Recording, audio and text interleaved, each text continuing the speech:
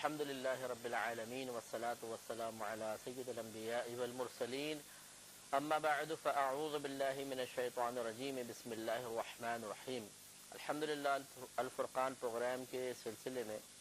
عقائد کا بیان چل رہا تھا، اور عقائد کے تحت الحمدللہ معجزات نبی صلی اللہ علیہ وسلم کے بارے میں بالتفصیل کلام چل رہا ہے، اور اس میں اس عقیدے کی پختگی مقصود ہے کہ اللہ تبارک و تعالیٰ کے وہ مقرب بندے جنہیں لوگوں کی ہدایت کے لیے مبعوث فرمایا جاتا ہے، جنہیں انبیاء علیہم السلام سے تعبیر کرتے ہیں، ان سے ایسے افعال کا صدور ہوتا ہے کہ جو بظاہر عقل کے خلاف ہوتے ہیں، عقل ان کی حقیقت و حکمت کو سمجھنے سے قاصر ہوتی ہے، اور وہ ایسے اعمال و افعال ہوتے ہیں کہ دیگر عام لوگوں کی طرف سے اس کی نظیر پیش کرنا ممکن نہیں ہوتا۔ تو چونکہ انبیاء علیہم السلام کا یہ عمل دوسروں کو مقابلے سے عاجز کر دیتا ہے،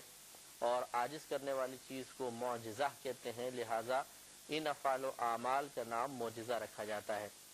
تو نبی کریم صلی اللہ علیہ وسلم کے معجزات حقیقتاً گنتی سے اور حصر سے پاک و صاف ہیں، بے شمار معجزات آپ کی حیات طیبہ میں ظہور پذیر ہوئے۔ تو ان کو بیان کا مقصود ہم بار بار آپ کی خدمت میں یہی عرض کر رہے ہیں کہ معجزے کا انکار کرنا فقہائے اسلام نے کفر قرار دیا ہے، لہذا بہت توجہ سے ان معجزات کو سننے کے بعد اپنے ذہن میں محفوظ رکھنا، اور خصوصاً اپنے بچوں کے سامنے ان کو بار بار بیان کرنا یا سنوانا بہت ہی نافع ہے، تاکہ یہ عقیدہ راسخ ہو جائے کہ معجزہ حق ہے اور انبیاء علیہم السلام سے اس کا صدور ہوتا رہا ہے۔ اور یہ بھی آپ کو بتایا تھا کہ انبیاء علیہم السلام سے طلب کے وقت معجزہ کا ظاہر کرنا یہ لازم ہوتا ہے، انبیاء علیہم السلام پر لازم ہے کہ وہ معجزہ دکھائیں، اس لیے کہ وہ اللہ تبارک و تعالیٰ کے منتخب بندے ہیں، اپنی طرف سے دعوی نبوت نہیں کر رہے ہیں، تو ان کی نبوت پر کوئی نہ کوئی دلیل ضرور ہونی چاہیے۔ تو معجزہ دعوی نبوت پر زبردست دلیل ہے، یہی وجہ ہے کہ اگر غیر نبی سے معجزہ طلب کیا جائے وہ پیش نہیں کر سکتا، اس میں ضرور کوئی نہ کوئی گڑبڑ ہوگی، کمی ہوگی، اور اس کا کذب دعوی نبوت میں ضرور ظاہر ہو جائے گا۔ تو نبی کریم صلی اللہ علیہ وسلم کے معجزات کا تذکرہ کرتے ہوئے ہم یہاں تک پہنچے تھے، ایک بخاری کی روایت ہے، حضرت ابو ہریرہ رضی اللہ تعالی عنہ اس کے راوی ہیں، یہ کہتے ہیں کہ جب خیبر فتح ہوا، اور یہ خیبر یہود سے مقابلہ تھا، اور یہ قلعہ بہت بڑا تھا، اس کو فتح کیا گیا، جب خیبر فتح ہوا تو رسول اکرم صلی اللہ علیہ وسلم کی خدمت میں ایک بکری ہدیۃً پیش کی گئی، اس بکری میں زہر ملایا گیا تھا۔ تو نبی کریم صلی اللہ علیہ وسلم نے ارشاد فرمایا کہ جتنے یہودی یہاں پر موجود ہیں انہیں ہمارے پاس جمع کرو۔ تو وہ سب نبی کریم صلی اللہ علیہ وسلم کے سامنے اکٹھے ہو گئے۔ ان سے رسول پاک صلی اللہ علیہ وسلم نے فرمایا کہ میں تم سے ایک چیز کے بارے میں پوچھتا ہوں، کیا تم مجھ سے سچ بولو گے؟ تو انہوں نے کہا کہ ہاں ابو القاسم، ہم آپ سے بالکل سچ کہیں گے۔ یہ ابو القاسم نبی کریم صلی اللہ علیہ وسلم کی کنیت تھی، تو انہوں نے وعدہ کیا کہ ہم آپ سے بالکل سچ کہیں گے۔ تو رحمت کونین صلی اللہ علیہ وسلم نے ان سے دریافت فرمایا کہ تمہارا باپ کون ہے؟ یہاں باپ سے مراد قبیلے کا سب سے بڑا شخص، کہ جو قبیلے کی اصل ہوتا ہے، جیسے اس سے پھر نسلیں چلتی ہیں، مزید قبائل قبیلے میں اضافہ ہوتا جاتا ہے، اس کے بارے میں پوچھنا مقصود ہے، اس لیے تم سب کا باپ، کیونکہ وہ ایک باپ کی اولاد تو تھے نہیں کہ ان سب کے حقیقی والد کے بارے میں کویسچن کیا جا رہا ہو، مختلف یہودی تھے جو بیٹھے ہوئے تھے۔ تو اب باپ کے بارے میں کویسچن سے مراد شارحین نے یہی فرمایا کہ قبیلے کے سب سے بڑے شخص کے بارے میں، کہ اس قبیلے کی بنیاد کس شخص نے رکھی، اس کا نام بتاؤ۔ تو وہ بولے کہ فلاں، ایک شخص کا نام لے دیا۔ نبی کریم صلی اللہ علیہ وسلم نے فرمایا کہ تم نے جھوٹ بولا، بلکہ تمہارا باپ تو فلاں ہے۔ تو وہ بولے کہ ہاں آپ نے بالکل سچ کہا اور درست فرمایا ہے، یعنی غلط بیانی کی تھی نبی کریم صلی اللہ علیہ وسلم کے سامنے، اور رحمت کونین صلی اللہ علیہ وسلم نے یہ آپ کا معجزہ ہے کہ سامنے والے کے جھوٹ کو پکڑ لینا، وہ جو کچھ کہہ رہا ہے اس کے اوپر مطلع ہونا، جو ایک غیبی خبر، غیبی چیز ہے کہ ایک شخص اپنا قصد ارادہ ظاہر نہیں کرتا اور غلط بات بیان کرتا ہے، اس کی حقیقت تک پہنچنا، اس کے قصد و ارادے کو سمجھ جانا، یقینی سی بات ہے کہ اللہ تبارک و تعالیٰ کی طرف سے نبی کریم صلی اللہ علیہ وسلم پر منکشف کیا گیا، اور آپ نے فرمایا تم نے جھوٹ بولا۔ اس کو انہوں نے اقرار کیا کہ ہاں ہم نے بالکل جھوٹ بولا ہے، اور ہمارا قبیلے کا جو بڑا تھا وہ تو فلاں شخص تھا۔ میں بہک سکوں میرا رہنما کوئی اور ہے۔ اس کے بعد نبی کریم صلی اللہ علیہ وسلم نے ارشاد فرمایا کہ اگر میں تم سے ایک چیز کے بارے میں پوچھوں تو کیا اب تم سچ بولو گے؟ وہ بولے کہ جی ہاں ابو القاسم آپ پوچھیے، ہم جواب دیں گے، اور اگر ہم جھوٹ بولیں گے بھی تو آپ ہمیں پہچان لیں گے، جیسے آپ نے ہمارے قبیلے کے باپ کے بارے میں بتا دیا۔ تو رحمت کونین صلی اللہ علیہ وسلم نے فرمایا کہ اچھا یہ بتاؤ آگ والے کون ہیں؟ آگ والے سے مراد یہ آیت کریمہ ہے کہ یہود سے جب کہا جاتا تھا کہ تم ایمان لے کر آؤ تو وہ ورنہ جہنم میں جلو گے، تو ان کے بڑے یہ کہا کرتے تھے کہ ہم جہنم میں اگر گئے بھی تو کوئی حرج نہیں ہے، کچھ عرصے ہم وہاں پر رہیں گے اور پھر باہر نکل آئیں گے۔ لن تمسنا النار الا ایاما معدودہ، یہ ان کا قول قرآن پاک میں منقول ہے کہ ہرگز نہ چھوئے گی ہمیں آگ مگر گنتی کے چند دن، اس کے بعد ہم باہر نکل آئیں گے۔ تو نبی کریم صلی اللہ علیہ وسلم نے ان سے دریافت فرمایا کہ بتاؤ اس آیت میں جو آگ والے ہیں وہ جہنمی کون ہیں؟ تو انہوں نے کہا کہ اے اللہ کے نبی کچھ دن ہم اس میں رہیں گے اور پھر اس میں ہمارے نائب اور آپ لوگ ہوں گے، یعنی پھر ہمارے بعد کچھ اور لوگ آئیں گے اور آپ لوگ یعنی مسلمان اس جہنم میں رہیں گے۔ نبی کریم صلی اللہ علیہ وسلم نے ارشاد فرمایا کہ مجھ سے دور ہو جاؤ، تم ہی اس میں رہو گے، اور پھر فرمایا خدا کی قسم اس میں ہم تمہارے کبھی بھی نائب نہیں بنیں گے، یعنی مسلمان کے لیے کبھی بھی جہنم میں دائمی ٹھکانہ نہیں ہے، ہم تمہارے نائب نہیں ہوں گے کہ ہم ہمیشہ جہنم میں رہیں یا تم نکل جاؤ اور پھر ہمیں وہاں پر رکھ دیا جائے، ایسا کبھی بھی نہیں ہوگا۔ پھر اب یہ دوسرا جھوٹ ان کا ظاہر ہوا۔ پھر نبی کریم صلی اللہ علیہ وسلم نے دریافت فرمایا کہ اگر میں تم سے ایک چیز کے بارے میں پوچھوں تو کیا تم سچ بولو گے؟ تو وہ بولے کہ ہاں اے ابو القاسم ہم بالکل سچ کہیں گے۔ تو نبی کریم صلی اللہ علیہ وسلم نے دریافت فرمایا کہ کیا تم نے اس بکری میں زہر ملایا ہے؟ تو وہ بولے کہ جی ہاں ہم نے زہر ملایا ہے، یہ انہوں نے سچ بول دیا۔ تو رحمت کونین صلی اللہ علیہ وسلم نے پوچھا کہ تم کو اس چیز پر کس نے جرأت دی؟ وہ بولے کہ ہم نے چاہا، ہم نے ارادہ کیا تھا کہ ان کنت کاذبا ان تستریح منک، کہ اگر تو آپ جھوٹ بولنے والے ہیں تو ہم آپ سے راحت پا جائیں، وان کنت صادقا لم یضرک، اور اگر لم یضرک، اور اگر آپ سچ بولنے والے ہیں، سچے نبی ہیں، تو یہ زہر آپ کو نقصان نہیں دے گا۔ یہ بخاری کی روایت ہے۔ تو گویا کہ نبی کریم صلی اللہ علیہ وسلم کے اس حدیث مبارکہ کی روشنی میں جو عظیم معجزے ظاہر ہوئے، تین معجزے آپ کہہ لیں یا ان کا ایک معال ایک ہی ہے کہ غیبی خبر دینا، پوشیدہ امور پر واقف ہو جانا، یہ نبی کا خاصہ ہے۔ پوشیدہ امور پر ایک آدمی اپنے سوچ بچار اٹکل گمان اندازے سے بھی مطلع ہو سکتا ہے، جیسے ایک ڈبہ سامنے رکھا جائے بتاؤ اس میں کیا ہوگا، گمان اندازے سے بھی مطلع ہو سکتا ہے۔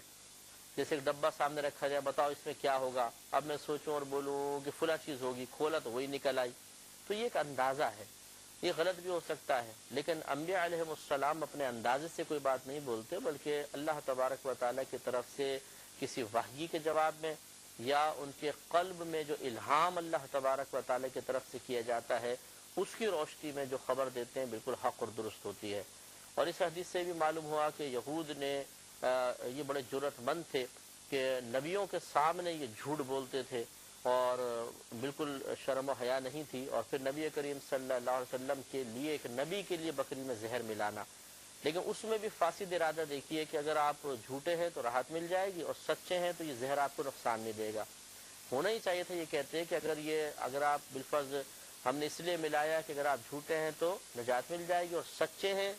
تو زہر آپ کو نقصان نہیں دے گا اور ہم آپ پر ایمان لے آئیں گے۔ ایمان کا تذکرہ کوئی بھی نہیں ہے۔ اب جب زہر کے بارے میں پہلے ہی بتا دیا گیا تو بتائیے اور کون سی نبوت کی نشانی چاہیے؟ اگر زہر کے نقصان نہ پہنچانے کو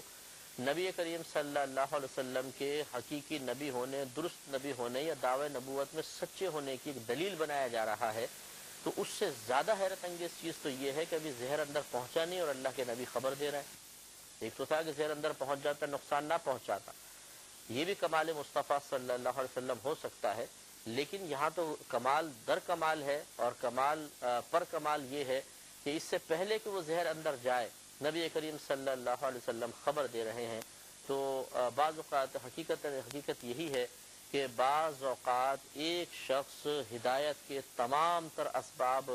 حاصل کرنے کے باوجود صرف اپنی باطنی بدبختی کی بنا پر اچھے رہنمائی سے، ہدایت سے محروم ہو جاتا ہے اور ذلیل و رسوا ہوتا ہے۔ لہذا اتنے عظیم معجزات دیکھنے کے بعد بھی اگر کوئی ایمان لے کر نہیں آیا تو یہ اس کی بہت ہی بڑی محرومی ہے۔ اللہ تعالی ہمیں تا حیات اس قسم کی محرومیوں سے محفوظ فرمائے۔ تو اس لیے بعض اوقات ایک شخص کو ہم دیکھ رہے ہوتے ہیں، وہ حق ہے، سچ ہے، اس کی بات قبول نہیں کر رہے ہوتے، ہدایت قبول نہیں کر رہے ہوتے، اور اس طرح بے شمار نقصانات کا شکار ہو جاتے ہیں۔ ایسا نہیں ہونا چاہیے۔ میں بہک سا اور پھر آپ ممبر پر تشریف فرما ہو گئے، وصعد علی المنبر، آپ ممبر پر چڑھ گئے، تشریف فرما ہوئے اور ہم کو خطبہ دیا۔ خطبنا حتی حضرت الظہر،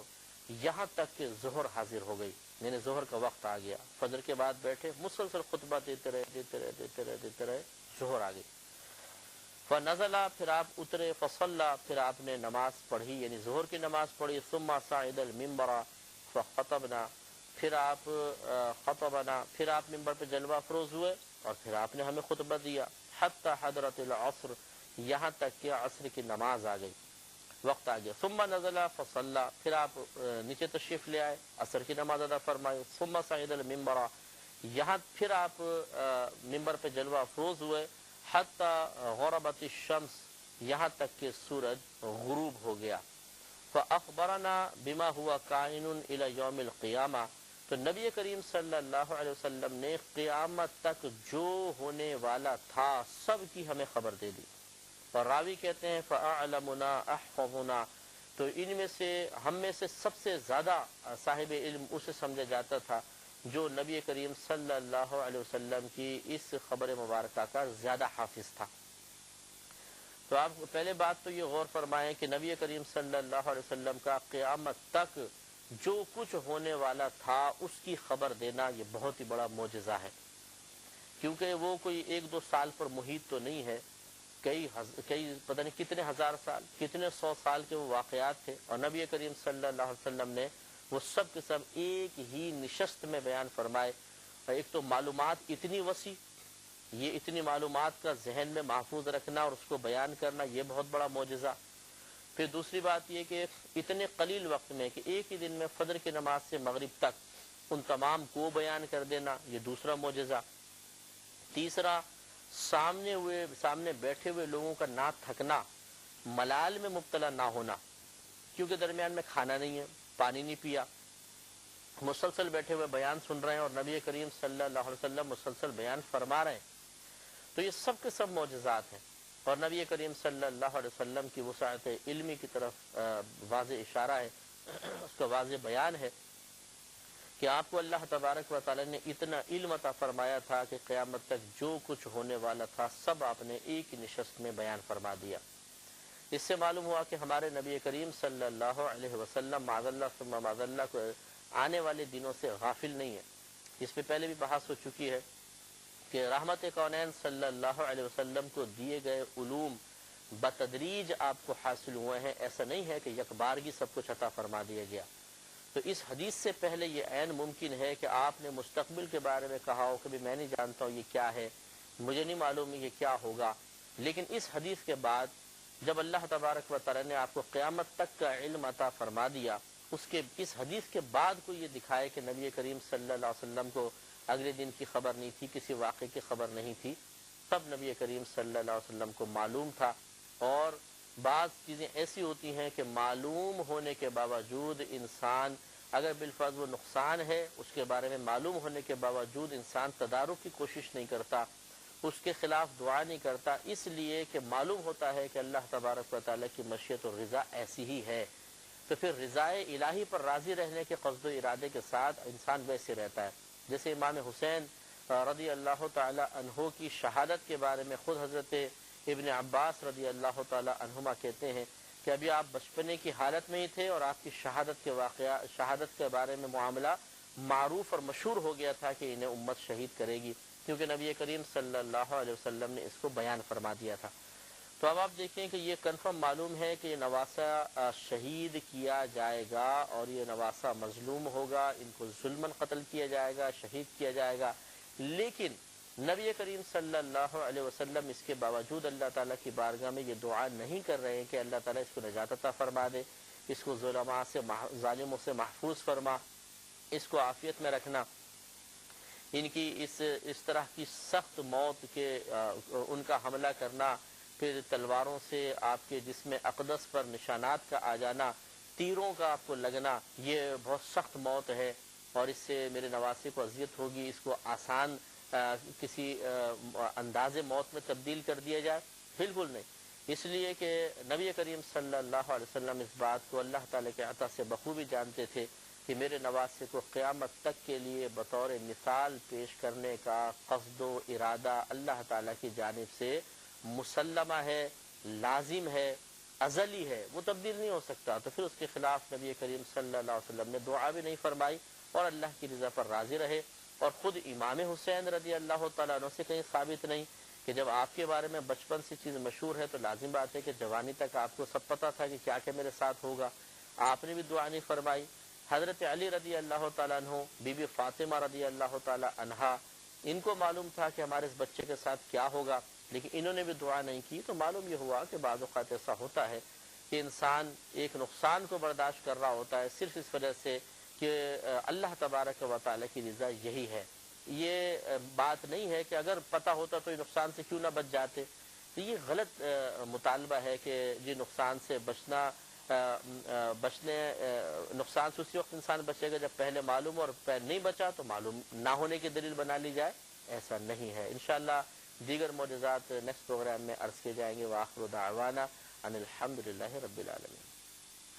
میں بہک سکوں